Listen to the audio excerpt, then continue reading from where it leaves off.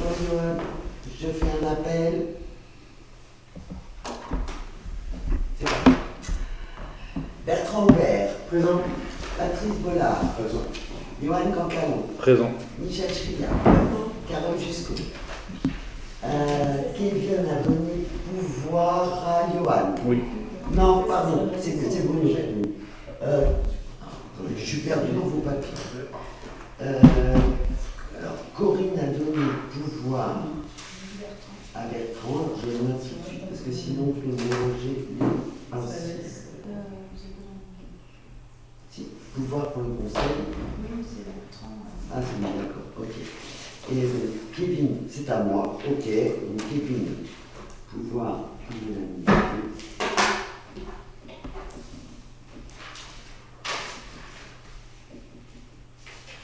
Nicolas Legraf, moi-même je suis présente. Isabelle Levert, Éric Merlin, Bruno Normand donc a donné pouvoir à Johan.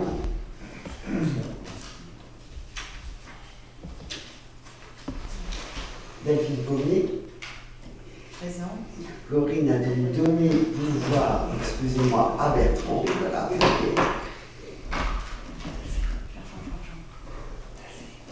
Fatma Rafi. Présente. Chantal Contre-Moulin. Présent. Estelle Domaine, vivante et absente. Dumontier-Marc a donné pouvoir à Éric Lefebvre.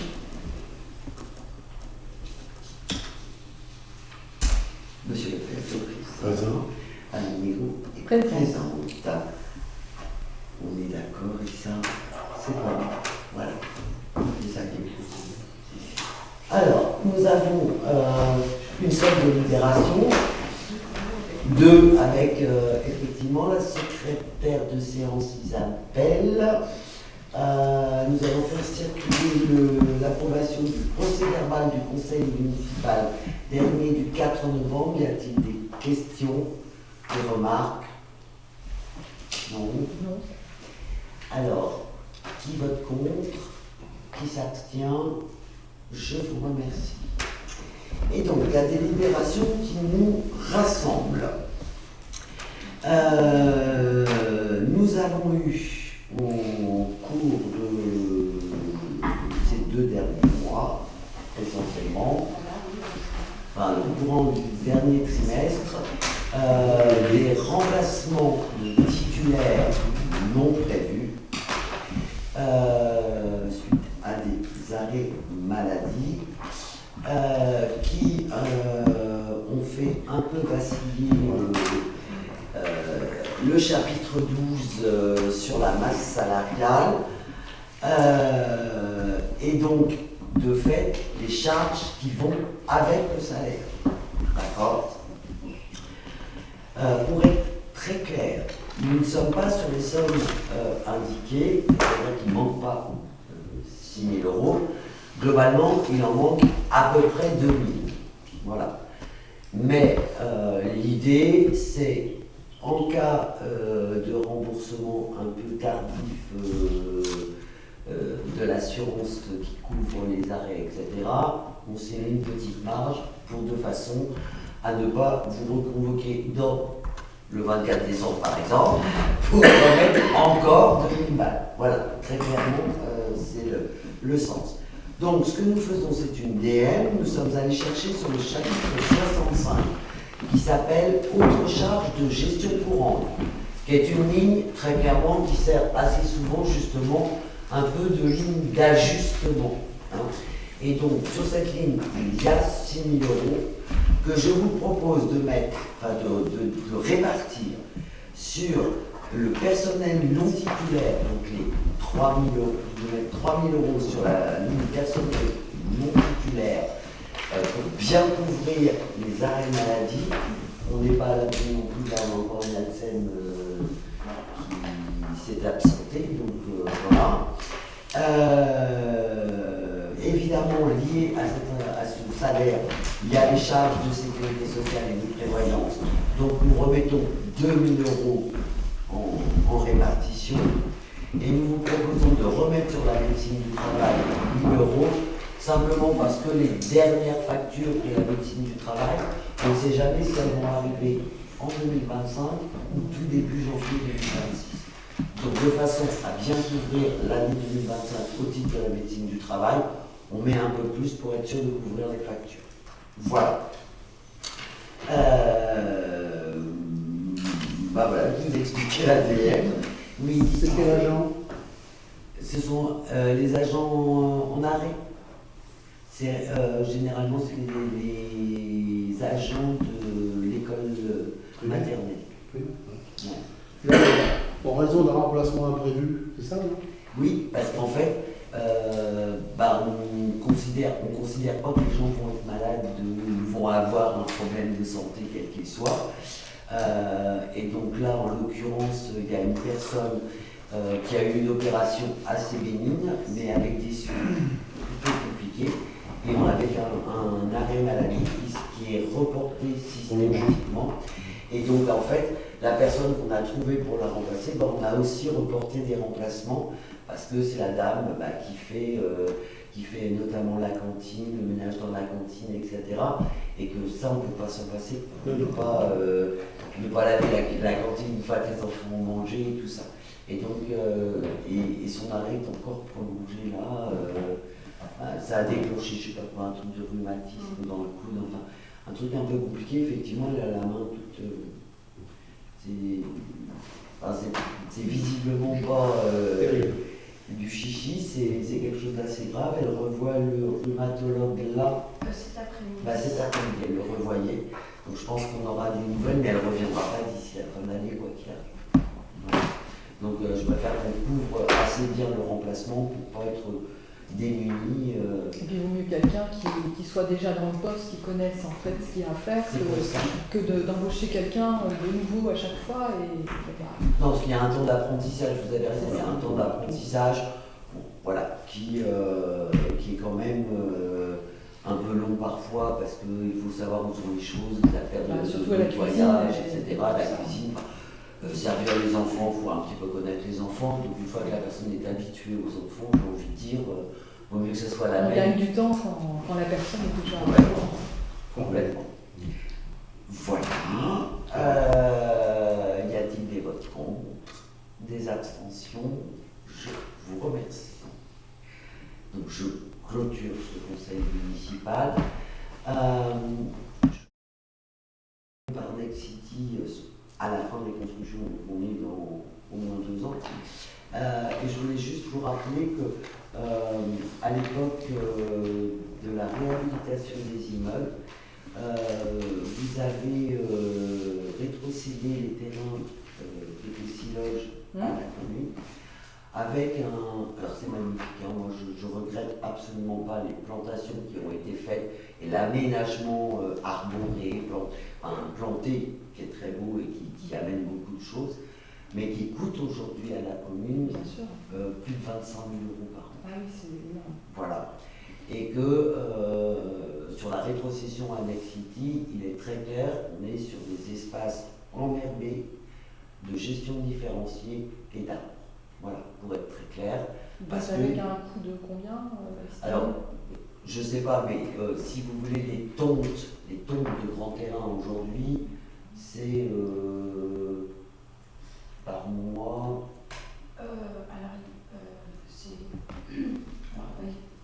Là, ça, tous les terrains, c'est. Oui, non, mais tous les terrains. Oui, c'est ça. Et tous les grands terrains de Val d'Or, de Léry, c'est parce qu'on rachète. Alors, moi, tu sais, des fois, quand je rachète, je préhonte. Je m'agrandis.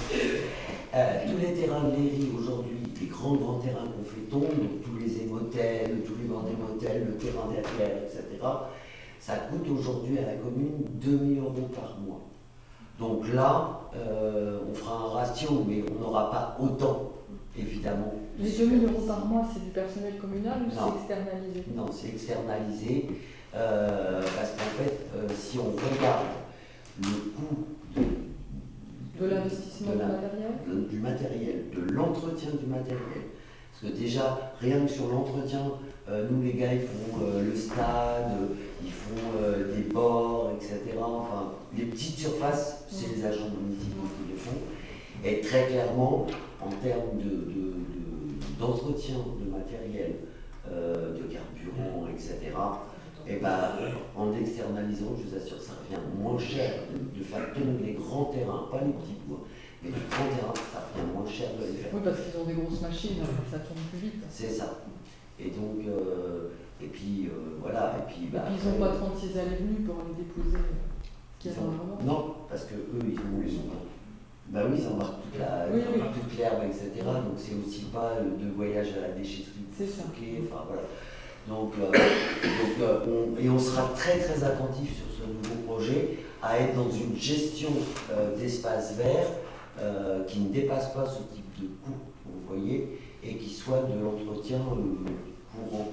Là, la difficulté de ces plantations, c'est qu'elles ont besoin d'être désherbées, elles ont besoin d'être repaillées, elles ont besoin d'être taillées, etc.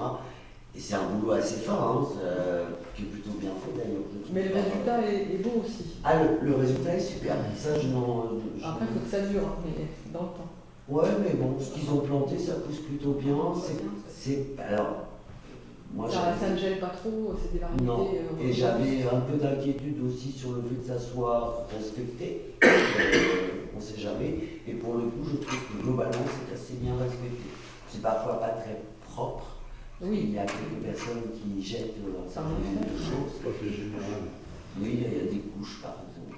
Alors, dans la fin générale, Mais globalement, je veux dire, il n'y a pas de plantation arrachée, il n'y a pas de choses piétinées. C'est pas vandalisé. C'est pas vandalisé. Après, c'est juste de la propreté, on va dire. Oui.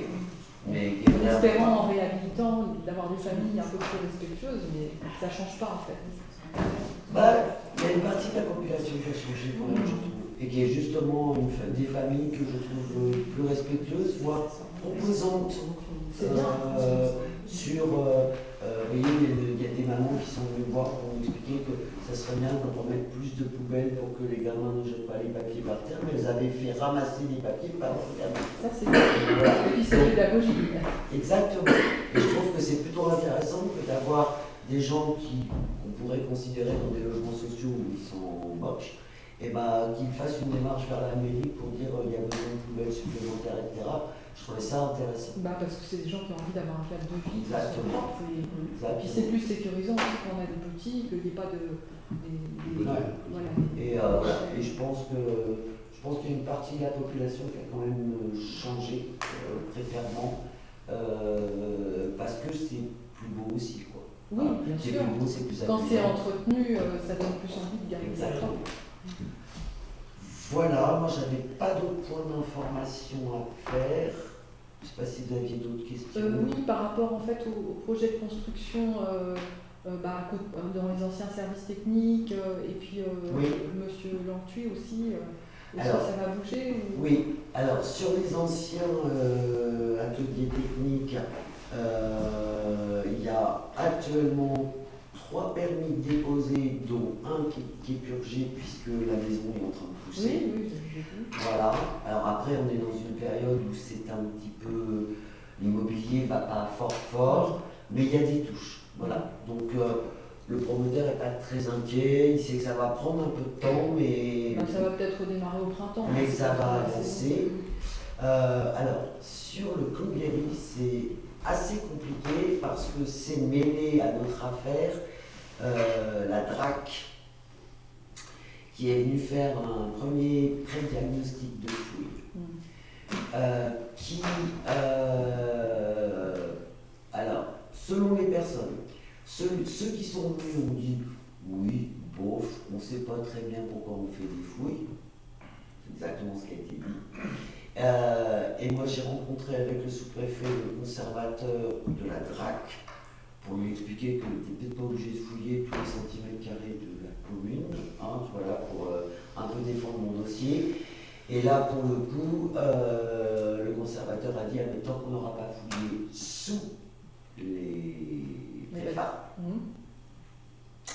eh bien, globalement, il n'y a rien qui va se passer. Il n'y a rien qui va se passer. Donc, j'ai réorganisé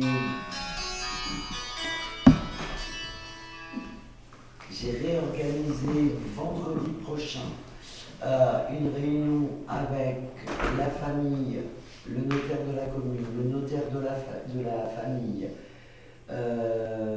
et le promoteur, une réunion qui devrait nous permettre de re-signer une promesse de vente longue, de façon à ce que la DRAC, qui doit nous rendre son premier rapport sur la première partie des fouilles, nous le rende, et ça sera début janvier ou plus tôt.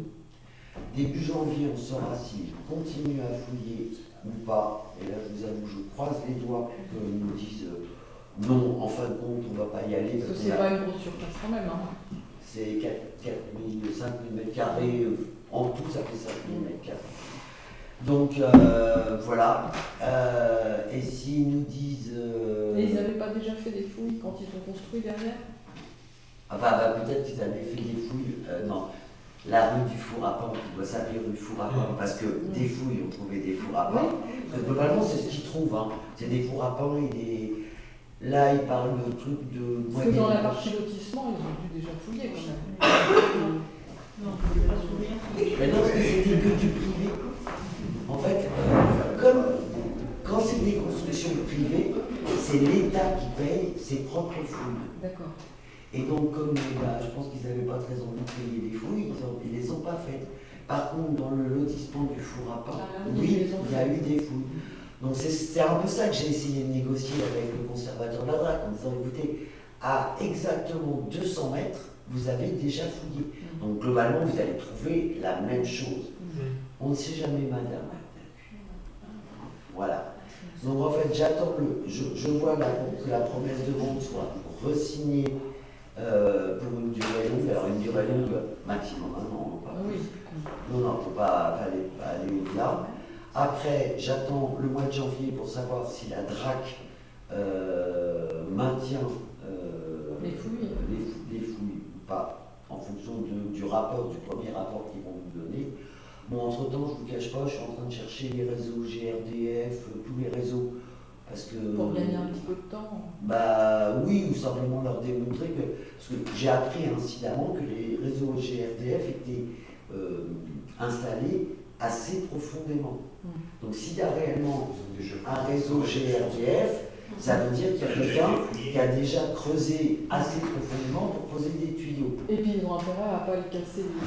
Et en plus, ils ont intérêt à ne pas les casser. Exactement. Voilà. Et après, on va tourner un peu en rond parce que la famille veut un prix certain du terrain, un petit peu, à mon avis, au-dessus du marché. Et globalement, le promoteur, comme la commune, si c'était nous qui nous y collions, personne n'a les moyens de payer et les fouilles et la démolition. Bah oui. Et le terrain au prix qui est demandé. Donc, il faut qu'on ait les 3 éléments, il faut en fait qu'on ait l'estimation des 3 éléments. Soit la famille accepte de baisser son terrain parce que de toute façon, sinon ils le vendront. De toute façon, à mon avis, leur problème aussi, c'est qu'ils vont avoir des frais de succession sur l'ensemble, parce que de toute façon, sur une succession, il y a toujours des frais. Et donc en fait, si la mairie et le promoteur jouent un peu la montre, il y a un moment, ça ne va pas les arranger non plus. Il y a de fortes chances. Donc, mais voilà, donc là, il y a un enjeu, mais qui selon, si la DRAC nous dit qu'il n'y a pas de fouille, j'ai envie de dire, tout repart, le permis est purgé, etc. Donc, tout repart. Et puis, c'est pas la mairie qui achète en fait la famille, c'est le promoteur. Donc, c'est le promoteur. Du coup, finalement, la famille ne peut pas trop faire pression sur la mairie, finalement. Non, moi je sers de médiateur en fait. Voilà, c'est ça. Je sers de médiateur et de relance du dossier. Et puis une négociation avec la DRAC, avec le sous-préfet, etc. pour essayer que ce dossier avance. Voilà, pour être très clair. Donc voilà où on en est. Bon, j'essaye d'informer les habitants autour au fur et à mesure, mais on fera peut-être en début janvier une petite réunion pour redonner tous ces éléments-là. Oui, parce que les riverains, ils sont un petit peu inquiets de savoir si ça va se faire, pas se faire. Tout à fait, tout à fait. Et puis si à un moment ce projet-là est abandonné, eh bien, il faudra réfléchir à Non, il faudra réfléchir à une autre solution. De toute façon, il faut faire tomber les baraquements à un moment ou à un autre. C'est un salut. De toute façon, ça aurait pu déjà être fait depuis longtemps. En fait. Alors, on va moi, je chercher. suis en train d'étudier la procédure quand même de mise en péril. Oui, c'est ça. Parce qu'il y a un certain danger quand même dans les bâtiments aujourd'hui tels qu'ils sont. Sachant que la famille ne veut pas clôturer à ses frais, ne veut pas démolir à ses frais, ne veut rien faire. Oui, mais s'il y a des squatteurs dedans, que ça a une toile de feu, etc., c'est eux qui sont responsables, parce que là, c'est pas la mairie qui... Exactement. Et donc, Mais dans la réunion du vendredi, du 12, c'est un peu ça que je veux faire remonter aussi, c'est que quelque part, ils prennent un risque. À laisser les choses en état, ils prennent un risque. C'est dingue. Voilà. Voilà pour ces deux dossiers. Et les autres, il y a des nouveaux permis de construire, hein, c'est ça, ou permis d'aménager pour entre rue du 11 novembre. Alors, et en rue fait, du l'AGLO a souhaité, le service urbanisme de l'AGLO a souhaité en fait que ce soit partagé en deux permis d'aménager, un permis ouest et un permis est.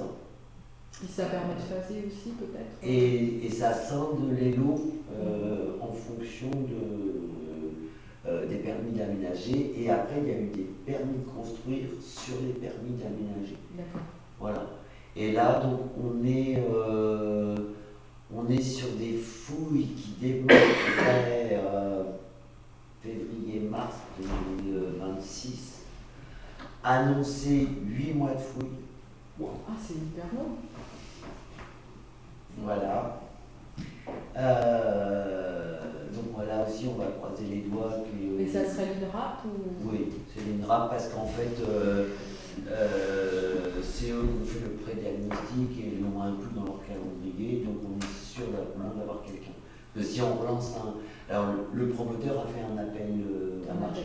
Pas un marché public, non, je ne sais plus comment, ils ont une procédure. Un appel à projet peut-être. Ouais, ils ont une procédure qui fait qu'ils ont consulté, l'INRAP n'était pas le plus cher, et par ailleurs ils étaient en capacité d'offrir un calendrier, ce que les privés n'étaient pas capables de faire. Donc comme à un moment, Nexity a engagé quand même déjà beaucoup d'argent sur cette opération, eux ils ont intérêt maintenant que ça aille. Que ça prenne pas trop. Ah. Et donc les terrains ne sont pas vendus, du coup ça sera vendu au dernier moment. Tant que les fouilles ne sont pas faites, ils ne vont pas les acheter. Ils ne vont pas les acheter. Maintenant, on a un engagement très très clair sur, d'abord, vu l'argent qu'ils ont mis, c'est eux qui portent la convention de fouille. Donc, ça les engage. Ça les Bien sûr, oblige. ça les engage. Et je connais aucun promoteur qui fait des fouilles et qui dit après, non, j'arrête mon projet. Les permis sont quasiment purgés. Donc, voilà. Puis, le directeur régional de Nexity m'a dit très clairement, on a mis trop d'argent dans le projet pour l'arrêter maintenant, très clairement. Donc voilà, je pense que, moi j'ai pas de crainte de ce côté-là, mais par contre, oui, il faut que les fouilles aient lieu. Voilà. C'est bon. T'as pas d'autres questions? C'est l'heure d'aller manger, hein. Oh, ça va, hein. Un CM 25 minutes. Faut pas exagérer. Voilà. C'est pas très long. On peut prendre un peu de temps quand même. Ok, merci beaucoup à tous. Ali, pardon, il y a des informations. Le chocolat de cœur, donc l'opération dont j'ai parlé au précédent conseil est bouclée. Un grand merci à tous ceux qui ont participé. Les achats sur la commune de Lille ont permis d'offrir à l'association 318 €. Carole a joué le jeu en faisant Grosse commande à la